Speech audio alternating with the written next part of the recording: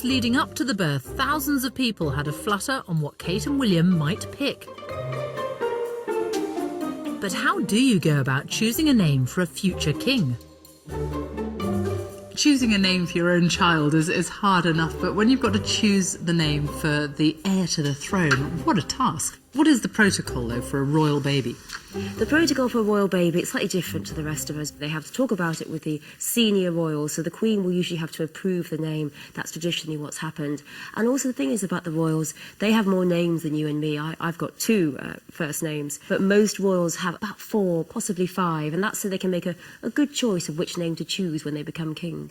So, for example, Albert here, he was always Prince Bertie, and when he did come to the throne after his brother abdicated, he chose to use one of his middle names and become George VI to evoke the fact his father was George V, to really give the impression of a continuous line of succession.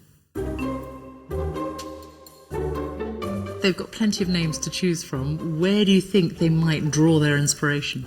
Plenty of names for the boy. We've seen George over and over again for royal men throughout history, and George V, George VI, the Queen's beloved father. So I think we might see George in there. But there are other names here we can think about. There's Henry, the baby's uncle and probably godfather as well. Henry, of course, one of our most popular kingly British names.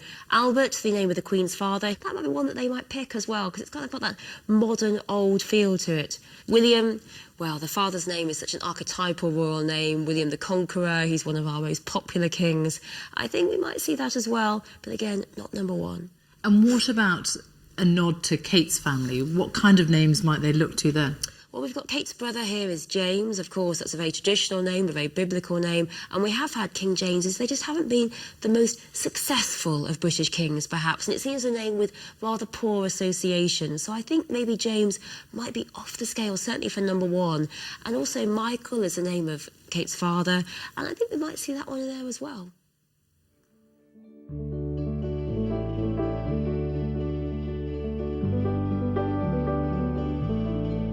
Once a royal baby has been named, it's soon time for their first official engagement, the christening. The christening service itself is private and usually